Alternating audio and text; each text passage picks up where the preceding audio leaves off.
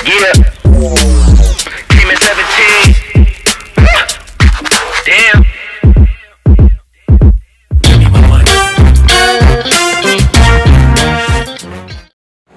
Hello दोस्तों, मैं आपका दोस्त अब्दुल गनी अपने YouTube channel only one school में आपका स्वागत करता हूं। आज की जो हमारी वीडियो है, इस वीडियो में हम जानेंगे कि क्रिप्टो करेंसी यानी कि बिटकॉइन और फिएट करेंसी यानी कि हमारा इंडियन रुपीस, इन दोनों के अंदर बेसिक डिफरेंस क्या है और इन दोनों में बेहतर कौन है और आने वाला वक्त यानी कि फ्यूचर के अंदर किसकी कितनी इम्पोर्टेंस होगी, उसके बारे में हम इस वीडियो में जानने की कोशिश करेंगे। चलिए वीडियो को स्टार्ट करते हैं। Let's begin the video now. Crypto currency, crypto currency को दूसरा नाम हम कह सकते हैं जी डिजिटल करेंसी। डिजिटल करेंसी भी कहते हैं इसको, और इसको इंटरनेट करेंसी भी कहते हैं, और इसको सॉफ्टवेयर करेंसी भी कहते हैं। एक्चुअली में हमारी जो इंडियन रुपीस है वो ये एक फिजिकल करेंसी है इन द फॉर्म ऑफ कॉइन्स और पेपर नोट्स। बट हमारी जो क्रिप्टो करेंसी होती है, बिटकॉइंस हो गए और भी इथेरियम वगैरह हो गए, जो भी होते हैं, ये क्या है, डिजिटल करेंसी है जो ओनली कंप्यूटर्स और मोबाइल्स के ऊपर रन कर सकती है। फिजिकली हम इसको टच नहीं कर सकते, फिजिकली इसको ट्रांसफर नहीं कर सकते, बट वाया सॉफ्टवेयर और via internet we can exchange from one place to other. This is the basic difference between the cryptocurrency and INR. This is the digital currency, और जो हमारी इंडियन रुपीज है ये क्या है, फिजिकल करेंसी। सबसे पहला डिफरेंस आपको ये मालूम होना चाहिए। क्रिप्टो करेंसी जो होती है हमारी एक प्रोग्रामेबल सॉफ्टवेयर होता है जिसको सॉफ्टवेयर टीम या डेवलपर टीम डिसाइड करती है at the time of creations. Crypto currency हमारे जो सॉफ्टवेयर इंजीनियर होते हैं और जो हमारी डेवलपमेंट टीम होती है सॉफ्टवेयर की, उसके थ्रू ये डिज़ाइन किए जाते हैं वाया प्रोग्रामिंग लैंग्वेज। कोई भी हो सकती है, जावा हो गई, C++ हो गई। तो जो प्रोग्रामर जो होते हैं, जो कंप्यूटर इंजीनियर्स लोग जो होते हैं, वही इसको क्रिएट करते हैं, वही इसको डेवलप करते हैं और वही इसको माइनिंग करते हैं, और उन्हीं के थ्रू ये मार्केट के अंदर रन होती है। समझ में आया। और हमारी जो इंडियन करेंसी होती है, ये कोई सॉफ्टवेयर प्रोग्राम नहीं है, ये एक फिजिकली एक प्रोसेस होता है। हम आपको बता दें कि आज ये जो कॉइन्स होते हैं, वो कॉइन्स हमारे आयरन के भी होते हैं, कॉपर के भी होते हैं, गोल्ड के भी होते थे पुराने ज़माने में, सिल्वर भी होते थे। तो उन्हीं का एक रूप है हमारे जो हमारी जो इंडियन करेंसी है, कॉइन्स हो गए, सिक्के हो गए, 5 का, 10 का, 2 रुपये का, 1 रुपये का सिक्का, और दूसरे क्या होते हैं हमारे नोट्स, पेपर नोट्स, 10 का, 20 का, 50 का, ठीक है जी, 100 का, 500 का, 2000 का। तो इनको कौन डिज़ाइन करता है? इनको गवर्नमेंट डिज़ाइन करती है, यानी गवर्नमेंट का इसके ऊपर अथॉरिटी होती है। ये गवर्नमेंट ही इनको डिसाइड करती है, गवर्नमेंट की फाइनल अथॉरिटी होती है वो कितने हमको कॉइन्स बनाने हैं, कितने पेपर के नोट्स को प्रिंट करना है। But in case of crypto currency इसमें ऐसा नहीं होता है। ये हमारी सॉफ्टवेयर टीम के थ्रू ही डिज़ाइन होते हैं, इस पर किसी गवर्नमेंट का होल्ड नहीं होता। ये डिसेंट्रलाइज होते हैं, सेंट्रल अथॉरिटी यानी कि गवर्नमेंट जो हुकूमत होती है, इनके ऊपर कोई कंट्रोल नहीं होता है। ठीक है जी, आपको समझ में आ गया। और जो एक सबसे बड़ा जो बेसिक डिफरेंस होता है वो होता है जी डिसेंट्रलाइज करेंसी और सेंट्रलाइज करेंसी। सेंट्रलाइज करेंसी हमारा इंडियन रुपीस, मतलब सेंट्रल पावर होती है, यानी कि गवर्नमेंट उसका इसके ऊपर फुल्ली कंट्रोल होता है। और हमारी जो क्रिप्टो करेंसी होती है वो होती है डिसेंट्रलाइज, यानी कि गवर्नमेंट का उसके ऊपर कोई कंट्रोल नहीं होता है। उसको जो कंट्रोल करती है वो होती है जी आम पब्लिक, यानी कि कम्युनिटी ड्रिवन। ये हमारी करेंसी होती है। किसी एक बंदे के चाहने ना चाहने से इस पर कोई फर्क नहीं पड़ता। ठीक है जी, मतलब इसके अंदर गवर्नमेंट का कोई होल्ड नहीं होता है, इसलिए इसको कहते हैं डिसेंट्रलाइज, यानी कि एक सेंट्रल पावर यानी कि गवर्नमेंट इसको कंट्रोल नहीं कर सकती। अब सवाल ये पैदा होता है कि जो हमारी जो क्रिप्टो करेंसी है, इसको एक्चुअल में हम रखें कहाँ पर, यानी कि स्टोर कहाँ करें। हमारे पास क्रिप्टो करेंसी है, मैं इसको होल्ड कैसे करूँ? सॉफ्टवेयर तो है, ठीक है जी, सॉफ्टवेयर प्रोग्रामिंग है, वर्चुअल करेंसी है और डिजिटल करेंसी भी है, पर इनका कोई एक प्लेस तो होगा जहाँ पे मैं इनको स्टॉक करके रख सकता हूँ, यानी स्टोर करके रख सकता हूँ, जहाँ से मैं इनको खर्च कर दूँ time to time, depend on my requirement. इसकी मिसाल ऐसी है जैसे कि हमारा जो अकाउंट्स होता है, बैंक का अकाउंट होता है ना, उसके अंदर हम अपने अमाउंट को स्टोर करके रखते हैं, समझे। यानी कि मेरे पास अगर 1 लाख रुपए है, मैं उसको घर पे भी स्टोर करके रख सकता हूँ अपनी तिजोरी में या अपनी जो है सेफ के अंदर, और उसको मैं क्या कर सकता हूँ, बैंक के अंदर भी स्टोर करके रख सकता हूँ। तो बैंक क्या होता है, सर्विस प्रोवाइड करता है कि हाँ जी आप सेविंग अकाउंट के अंदर या करंट अकाउंट के अंदर इनको स्टोर कर सकते हैं। और क्रिप्टो करेंसी में ऐसा नहीं है, इसके अंदर कोई बैंक अकाउंट्स नहीं होते। इसके अंदर क्या होता है, नॉर्मली एक वॉलेट होते हैं, वॉलेट यानी कि जिसके अंदर हम अपनी क्रिप्टो करेंसी को स्टोर करके रख सकते हैं। जैसे हमारा ट्रस्ट वॉलेट हो गया, बाइनेंस का वॉलेट हो गया, वजीरेक्स का वॉलेट हो गया, ठीक है जी। उसके अंदर हम अपनी क्रिप्टो करेंसी को स्टोर करके रख सकते हैं। और उन वॉलेट की एक पब्लिक की होती है, एक होती है प्राइवेट की। प्राइवेट की मतलब ये होती है कि हमको उस करेंसी को जो हमको स्टोर करके रखनी है, उससे पहले हमारा जो अकाउंट्स बनता है, जब अकाउंट्स को हम क्रिएट करते हैं तो उसके अंदर एक प्राइवेट की जनरेट होती है, उसको प्राइवेट की या फ्रेज से बोलते हैं। तो उसकी मदद से हम अपना वॉलेट को क्रिएट करते हैं और अपनी जो भी डिजिटल करेंसी होती है, हमारी बिटकॉइंस हो गए, इथरनेट हो गए, इनको हम उस वॉलेट के अंदर स्टोर करके रख सकते हैं, ठीक है जी। बट अगर हमारा वो वॉलेट डिस्ट्रॉय हो जाए, या जी हम उसको, जैसे हमारा मोबाइल है, सब कुछ हमारा मोबाइल ही होता है, तो कोई उसका कोई फिजिकल कोई बैंक नहीं है कि हम बैंक में जाके उसको जो ना ओपन कराते हैं फिर जाके उसके अंदर स्टोर करते हैं। अगर आपका वो वॉलेट यानी आपका जो मोबाइल है या जी आपका कंप्यूटर्स हो गया और जिसके अंदर वो आपका वॉलेट बना हुआ है, अगर वो वॉलेट आपके पास से मिसप्लेस हो गया या आप उसकी की भूल गए, तो आप समझ लीजिए आपने परमानेंटली उन कॉइन्स को हमेशा के लिए डिस्ट्रॉय कर दिया। कोई उसको एक्सेस नहीं कर सकता सिवाय आपके। अगर आपको उसका पासवर्ड पता है, आपको उसकी की पता है, तो ही आप उसको एक्सेस कर पाएंगे। अदरवाइज वो वॉलेट हमेशा हमेशा के लिए डिस्ट्रॉय हो जाएगा। लेकिन हमारे बैंक के अंदर क्या होता है, हम बैंक के अंदर हमारा अगर कोई पैसा है रखा हुआ है, अगर हम भूल जाएं उसका पासवर्ड या अकाउंट कोड डालने में हमको बहुत टाइम हो गया, पर उसके अंदर क्या होता है कि हमारा जो नॉमिनीज होता है वो उसको क्लेम कर सकता है। But in case of crypto currency ये प्रोविजन हमारे पास नहीं होता है। जो ओनर है वही ओनर है।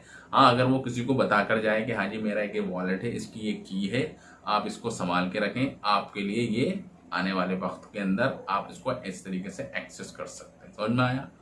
इसके अंदर एक डिजिटल वॉलेट होता है और हमारा जो इंडियन रुपीज होता है उसके अंदर बैंक अकाउंट्स होता है। दोनों में बेसिक डिफरेंस होती है। उसको गवर्नमेंट बैन नहीं कर सकती है, यानी कि उनके ऊपर पाबंदी नहीं लगा सकती है। इंडियन गवर्नमेंट है, उसको चाहे कि अपने मुल्क में तो बैन कर सकते हैं अपनी कंट्री में कि हाँ जी हम इसके थ्रू कोई भी ट्रांजैक्शन को एग्जीक्यूट नहीं करेंगे, बट इन अदर कंट्रीज ऐसा नहीं है। हमारा बिटकॉइन है फॉर एग्जांपल, उसको अगर इंडियन गवर्नमेंट इसको बैन कर दी, इसका मतलब ये नहीं कि अगर इंडियन गवर्नमेंट इसको एक्सेप्ट नहीं कर रही तो किसी और दूसरी कंट्री में हम जाके उसको नहीं चला सकते। अगर हमारे पास फॉर एग्जांपल बिटकॉइंस हैं, ठीक है, और इंडियन गवर्नमेंट ने उसको बैन कर दिया, इसका मतलब ये नहीं कि परमानेंटली बैन हो गए। अगर मेरे पास मौका है या मेरे कोई रिलेटिव्स है या मेरे कोई फ्रेंड्स है, वो किसी और कंट्री के अंदर रहता है, तो मैं अपने वो कॉइन्स उस बंदे को ट्रांसफर कर दूंगा और वो बंदा उन कॉइन्स के बदले में मुझको जो मेरी लोकल करेंसी है यानी कि इंडियन रुपीज वो मुझको दे देगा और उसके अकाउंट में वो पैसा ट्रांसफर हो जाएगा इन the form of crypto currency.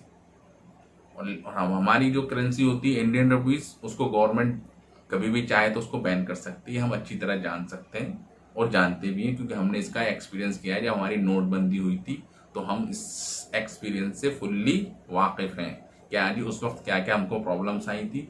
Government ने रातों रात हमारे 500 और 1000 के नोट को बैन कर दिया था। पूरी पब्लिक सड़कों पर आ गई थी पूरे 2-3 महीने तक। तो हम उस एक्सपीरियंस को महसूस कर सकते हैं कि ये जो कॉइन्स होते हैं, यानी कि इंडियन कॉइन्स हो गए या रुपीज हो गए, इंडियन गवर्नमेंट जब चाहे इनको बैन कर सकती है और उससे आम पब्लिक को इंडियन रुपीज जो होते हैं वो बैंक के अंदर स्टोर होते हैं, ठीक है। और जो हमारे जो क्रिप्टो करेंसीज होती हैं वो क्या होती है, हमारे वॉलेट के अंदर होते हैं।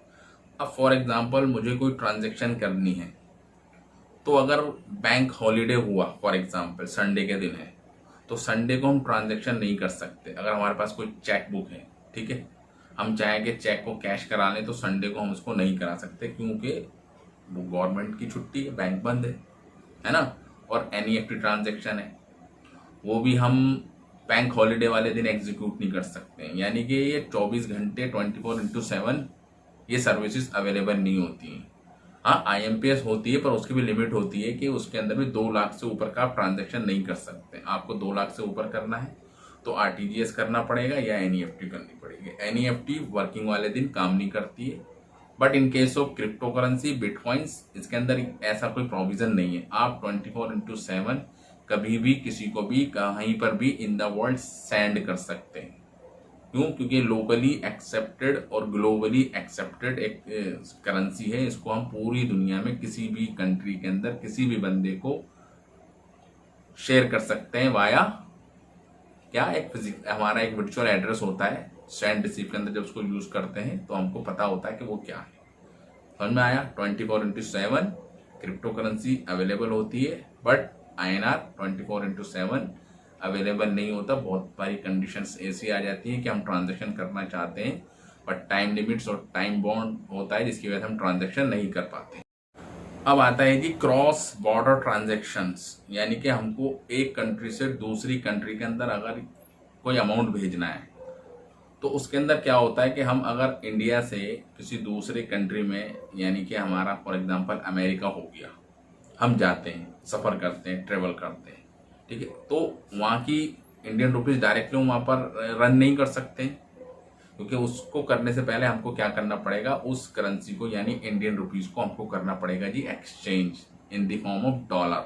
हमको पहले उसको इंडियन रुपीज़ से डॉलर के अंदर कन्वर्ट करना पड़ेगा, फिर जाके हम उस अमेरिका के किसी भी स्टोर में या किसी भी मॉल में जाके कोई भी आइटम को बाई कर सकते हैं। और उस प्रोसेस के अंदर जो एक्सचेंज जो हमारा अमाउंट होता है, उसके अंदर एक हमारा एक्सचेंज फीस कटती है, वो बहुत ज़्यादा होती है। जैसे अभी हमारा जो डॉलर रेट चल रहा है वो 75 समथिंग चल रहा है। अगर हम इसको एक्सचेंज करना चाहते हैं तो उसके ऊपर एक हमारा एक्सचेंज फीस लगेगी, जो हमारी जो कीमत को बढ़ा देगा। यानी कि हमारा वही $1 हमको 80 से 90 रुपीज़ के अंदर पड़ता है। तो ये एक इसका ड्रॉबैक है। But in case of crypto currency इसके अंदर ऐसा नहीं होता है, क्योंकि ये ग्लोबली एक्सेप्टेड इंटरनेशनल करेंसी है। हम इसको किसी बंदे को भी दे सकते हैं, कहीं पर भी अगर वो हो तो उसको दे भी सकते हैं, और उसके बदले में हम सेम अमाउंट के लोकल जो फिएट करेंसी है वहाँ से ले सकते हैं। ठीक है ना? यानी कि अगर मेरे पास क्रिप्टो करेंसी है, मेरे वॉलेट में पड़ी है, और मैं बाहर अब्रॉड गया और मेरे को कोई आइटम खरीदना है, तो या तो पहले मैं इसको एक्सचेंज करूं, ठीक है ना, एक्सचेंज करके उसको US डॉलर में बना लूं, ठीक है, पर उसके अंदर जो चार्जेस है वो बहुत कम होता है क्रिप्टो करेंसी से। अगर हम लोकल करेंसी को बाई करना चाहें तो उसका जो चार्जेस होता है बहुत ज़्यादा नॉमिनल्स होता है।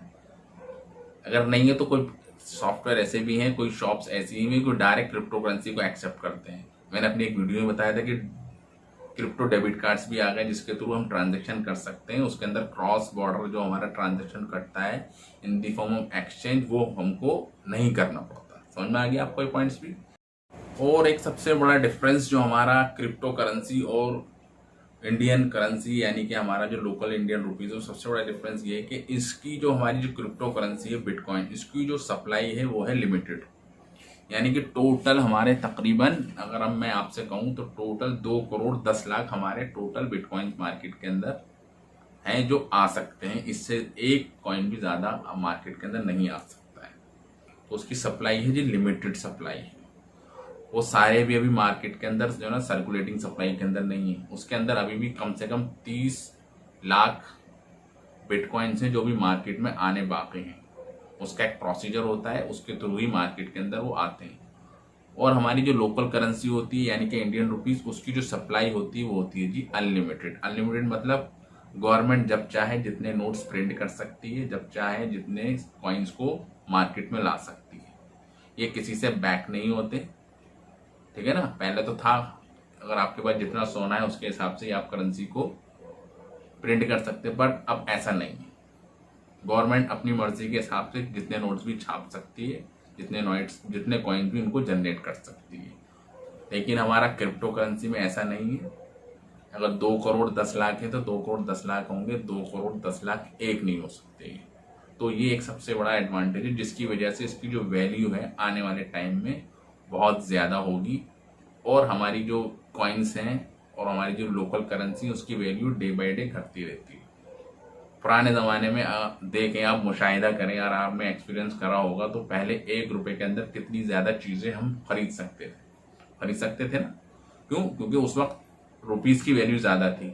आज से अगर 30 साल पहले हम जाएं तो हम 1 रुपये में कितना ज़्यादा आटा खरीद सकते थे, यानी घी वगैरह जो भी हो गया, जो हमारी रेगुलर की जो आइटम्स थी उनको हम खरीद सकते थे। पेट्रोल हो गया, आज से 30 साल पहले कितना सस्ता था।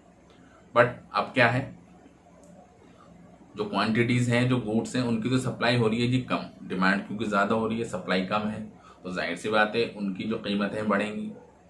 और जो नोट्स हैं हमारे, जो इंडियन करेंसी है, वो डे बाय डे प्रिंट होती जा रही है। नोट तो है बहुत ज़्यादा, और जो हमारे रिसोर्सेज हैं, जो हमारी सप्लाईज हैं, गुड्स हैं, वो होते जा रहे हैं जी कम, जिसकी वजह से क्या हो रहा है, हमारी कीमतों के अंदर इजाफा हो रहा है।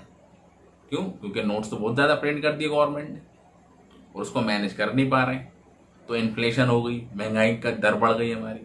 आज से 10 साल पहले की महंगाई और अब देख लेंगे आज से और 10-20 साल पहले चले जाएं, तो ये एक बेसिक डिफरेंस है। क्यों? क्योंकि जो हमारी जो सप्लाई है ना, जो हमारी कॉइन्स की जो सप्लाई है वो बहुत अनलिमिटेड है, जिसकी वजह से इन्फ्लेशन जो है हमारे काबू में नहीं आती। और उसी चीज़ को सॉल्व करने के लिए बिटकॉइंस को मार्केट में लाया गया। क्यों? क्योंकि जो इनकी जो सप्लाई है वो है जी लिमिटेड। पहले क्या था जी, बिटकॉइन जब मार्केट में आया था तो उसकी वैल्यू बहुत ही ना के बराबर थी। आपने वो कहानी सुनी होगी, एक पिज़्ज़ा के लिए उस बंदे ने 10,000 अपने BTC कॉइन्स को दे दिए थे। कितने? 10,000। तो उस टाइम तो तुम्हारे बिटकॉइन की कोई वैल्यू नहीं थी, आज से 10 साल पहले या 12 साल पहले जब ये लॉन्च हुआ था 2009 के अंदर। बट जैसे जैसे टाइम गुजरता गया उस कॉइन्स की वैल्यू बढ़ती गई। कॉइन तो उतना ही है ना। और जैसे जैसे टाइम करीब आ रहा है कि 50 लाख तक एक बिटकॉइन की वैल्यू जा चुकी थी आज से 3 महीने पहले। समझ में आया आपको? क्यों? क्योंकि उनकी सप्लाई थी वो थी लिमिटेड। पहले 10 साल पहले एक बिटकॉइन के अंदर कुछ भी नहीं मिलता था, पर आज एक बिटकॉइन से आप एक अच्छी जगह पर एक फ्लैट को बाई कर सकते हैं जी। उसकी कीमत आपको नहीं पता कितनी है, और आने वाले टाइम में इसकी जो कीमत होगी कितनी ज़्यादा तक, करोड़ों तक हो सकती है। क्यों? क्योंकि इसकी सप्लाई जो ना लिमिटेड है, 2 करोड़ 10 लाख। तो यही एक जो हमारी जो टर्म है ना इन्फ्लेशन, महंगाई को यही काबू कर सकता है। ठीक है जी, आई थिंक आपको ये पॉइंट समझ में आ गया। और ये जो हमारी जो लिमिटेड सप्लाई है ना बिटकॉइंस की या क्रिप्टो करेंसी की, ये सप्लाई है लिमिटेड, और उसी लिमिटेड सप्लाई के अंदर ही पूरी दुनिया का शेयर है। यानी कि गरीब से गरीब इंसान भी कॉइन्स को ले सकता है, पर उसकी कैपेबिलिटी के हिसाब से। और जो हमारा जो बहुत ज़्यादा अमीर तरीन इंसान है, जैसे एलॉन मस्क है, क्रिप्टो करेंसी का, तो वो भी एक लिमिट तक ही कॉइन्स को खरीद सकते हैं। क्यों? क्योंकि उनकी जो कॉइन्स की जो क्वांटिटी है ना वो लिमिटेड है। अब उस पूरी दुनिया के अंदर जितने भी लोग हैं उन सब के अंदर अगर कॉइन्स को बांटना हो ना, बिटकॉइंस को, तो उनकी जो सप्लाई है लिमिटेड होने की वजह से उसकी कीमत जो ना बहुत हाई लेवल तक जाती है। समझे ना? और हमारा जो नॉर्मल करेंसी होता है उसकी सप्लाई तो आपको पता ही है, अनलिमिटेड सप्लाई है, जिसके पास जितने होंगे कोई बात नहीं, गवर्नमेंट फिर छाप देगी। आज से 10 साल पहले 1 रुपये की कीमत क्या थी और आज से 10 साल बाद देखो कम ही हो गई, उसकी वैल्यू डिक्रीज हो गई। और आज से 10 साल पहले बिटकॉइन की वैल्यू क्या थी और आज 10 साल बाद उसकी वैल्यू क्या है, आप इसको अच्छी तरीके से जानते भी और पहचानते भी। यही वजह है कि हमारी जो बिटकॉइंस हैं या जी क्रिप्टो करेंसी हो गई, इथेरियम हो गई, और हमारी और भी करेंसी हैं, रिपल्स हो गई, ट्रॉन्स हो गया, और हमारा डॉज कॉइन्स हो गए, और भी बहुत सारे कॉइन्स जो मार्केट में अभी ट्रेड कर रहे हैं, शिवा कॉइन्स हो गए, बहुत सारे कॉइन्स हैं, मैटिक कॉइन्स हो गया। ये क्या है? आने वाले टाइम की करेंसी है, फ्यूचर करेंसी है, क्योंकि आने वाला वक्त इसी करेंसी का है। क्यों? क्योंकि इसकी जो वैल्यू है वो उनकी वैल्यू बढ़ेगी, और जो हमारी जो करेंसी है लोकल करेंसी इंडियन रुपीस, उसकी वैल्यू गिरेगी। और ये आप अच्छी तरह इसका एक्सपीरियंस भी कर रहे होंगे अपनी ज़िंदगी के अंदर। अब ये जो हमारे जो कॉइन्स जो मार्केट के अंदर आते हैं जी, बिटकॉइंस, इसका एक प्रोसीजर होता है, उसको कहते हैं जी माइनिंग। माइनिंग होता है ना कि किसी खदान को या जी किसी एक खास कान के अंदर, जो सोने की कान है हमारी, उसके अंदर से खोद के सोना निकाला जाता है बाहर, होता है ना। सिल्वर हो गया, कॉपर हो गया, और भी बहुत सारी हमारी मेटल्स हो गए जिनको हम जमीन में से खोद कर निकालते हैं। फिर उसके बाद उसका प्यूरिफिकेशन होता है, फिर उसके बाद वो मार्केट के अंदर ट्रेड होती है। तो प्रोसेस होता है, इसको हम कहते हैं माइनिंग। तो ऐसे ही सॉफ्ट जो हमारी क्रिप्टो करेंसी है, इसको भी एक टर्म होती है जी माइनिंग। माइनिंग के अंदर क्या होता है जी, हमारे जो कॉइन्स होते हैं जो मार्केट में आते हैं उनको माइनर्स यानी कि सॉफ्टवेयर जो डेवलपर्स जो होते हैं वो उसको माइन करते हैं। एक पजल्स होते हैं, एल्गोरिथम्स होते हैं, उनको सॉल्व करने के बाद जो क्रिप्टो करेंसी उनको एज ए रिवॉर्ड इनको इनाम में मिलती है। फिर वो उन कॉइन्स को मार्केट में करते हैं जी ट्रेड वाया एक्सचेंज।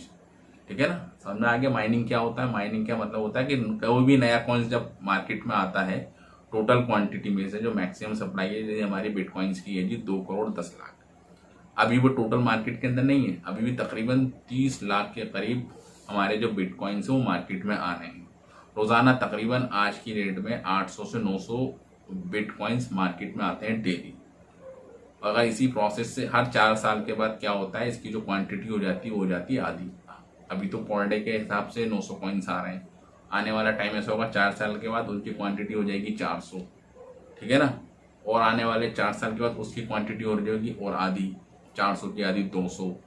तो इसी तरीके से टोटल कॉइन्स को मार्केट में आने के लिए तकरीबन अभी यहाँ से कम 2040 या 45 तक टोटल मार्केट के अंदर ये हमारे बिटकॉइन्स आएंगे।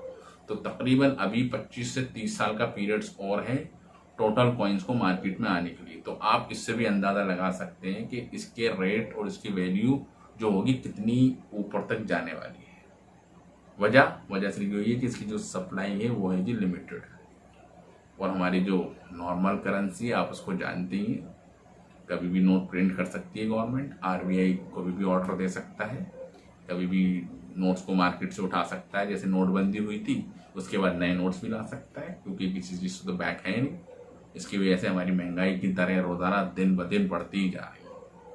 समझ में आ गया आपको ये पॉइंट्स भी, माइनिंग का कैसे मार्केट के अंदर नया कॉइन मार्केट के अंदर ट्रेड करता है। बेसिक डिफरेंसेस बता दिए कि डिजिटल करेंसी और अपनी नॉर्मल जो करेंसी है उसके अंदर क्या बेसिक डिफरेंस होता है। तो ये सब चीज़ जानने के बाद आपको इस चीज़ का अंदाज़ा हो गया होगा कि आने वाले वक्त किसका होगा। अगर हम पुराने ज़माने के अंदर जाके बात करें कि हाँ जी किस तरीके से ट्रेडिंग वगैरह होती थी, बार्टर सिस्टम होता था। सबसे पहले क्या होता था, कोई भी चीज़ हमको अगर कोई किसी चीज़ से बाई करनी है तो कुछ चीज़ों का लेन देन होता था। फॉर एग्जांपल मेरे पास कोई टूल्स है, ठीक है ना, और मुझे चाहिए मेडिसिन। पहले तो आयुर्वेदिक दवाएं चलती थी, तो वो क्या होता था, उन चीज़ों को एक्सचेंज करती थी। हाँ जी मेरे पास ये चीज़ है, तेरे पास वो चीज़ है, तू मुझे दे दे और मुझसे वो ले ले। तो पुराने ज़माने का तो तकरीबन ऐसे ही था। उसके बाद क्या हुआ कि कॉइन्स आ गए हमारे, सिल्वर कॉइन, गोल्ड कॉइन्स। जैसे जैसे टाइम गुजरता गया, वक्त गुजरता गया, उसकी जो शक्ल थी वो चेंज हो गई। ठीक है नहीं, नोट ने जगह ले ली, है ना, पेपर नोट्स ने जगह ले ली। उसके बाद क्या हुआ, प्लास्टिक मनी आ गई, क्रेडिट कार्ड्स आ गए, डेबिट कार्ड्स आ गए। उसके बाद क्या हुआ, और बड़ा तो डिजिटल करेंसी आ गई। डिजिटल करेंसी मतलब डिजिटल लेन देन, डिजिटल इंडिया, यानी कि एक्चुअल में तो हमारा अमाउंट ट्रेड नहीं हो रहा, पर हमारे अकाउंट्स के through via UPI, via wallet, वो सब ट्रांजेक्शन्स होने लगी। तो ऐसे ही फिर ये वक्त आएगा आने वाले टाइम के अंदर कि क्रिप्टो करेंसी के अंदर ही सारी ट्रांजेक्शन्स होंगी। क्यों? क्योंकि आने वाला वक्त डिजिटल करेंसी का ही है। मैंने आपको सारे रीज़न बता दिए क्यों ये फ्यूचर करेंसी है, क्या इसके एडवांटेजेस हैं, थोड़े बहुत डिसएडवांटेजेस भी हैं, पर उन डिसएडवांटेजेस जो भी हैं उसको अगर हम एडवांटेज से कंपेयर करें तो एडवांटेजेस बहुत ज़्यादा है। तो इसीलिए लोगों का रुझान, जो इंटरेस्ट हो रहा है, वो क्रिप्टो करेंसी मार्केट की तरफ बढ़ रहा है। और गवर्नमेंट इसको बैन क्यों कर रही है? कि उसके नुकसान उसको ज़्यादा है। बैंक वाले इसको बैन क्यों कर रहे हैं? क्योंकि बैंक का नुकसान है। क्यों? क्योंकि लोग बैंकों से पैसा निकाल के क्रिप्टो करेंसी के अंदर स्टॉक कर रहे हैं, सेव कर रहे हैं। कर रहे नहीं कर रहे? क्यों? क्योंकि उनको पता है कि आज ही आने वाला जो टाइम है क्रिप्टो करेंसी का ही है। अगर आज से 10 साल पहले देखें तो जो बिटकॉइंस की जो वैल्यू थी वो ना के बराबर थी, यानी कि 1 रुपये का बिटकॉइंस था।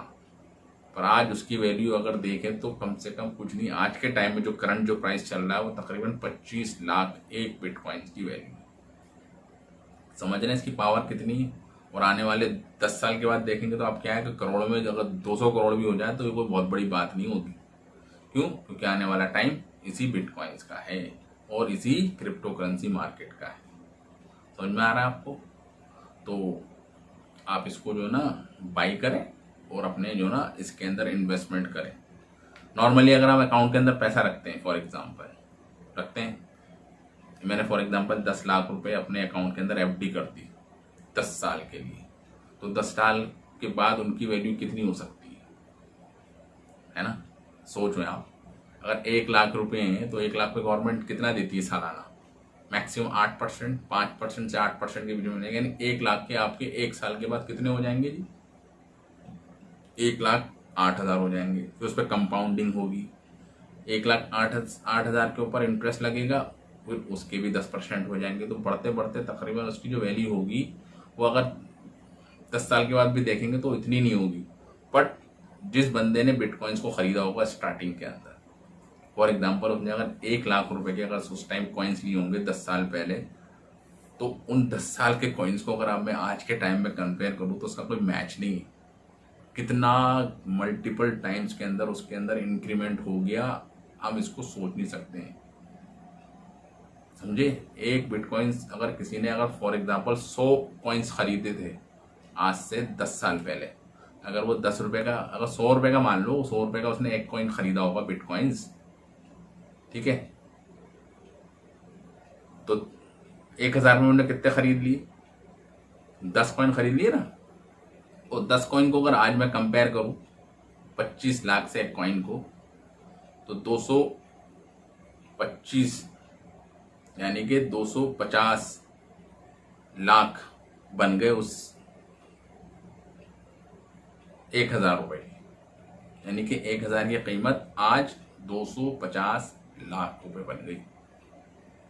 समझे ना? तो इसके अंदर कोई कंपैरिजन नहीं कर सकते हैं 10 साल पहले कहाँ था और अब कहाँ पहुंच गया। तो आई थिंक आपको सारी बातें समझ में आ गई होंगी। मैंने जो आपको समझाया क्या जी बिटकॉइंस क्या है, क्रिप्टो करेंसी क्या है, क्या इसके एडवांटेज क्या है, अब ये आपका फैसला है।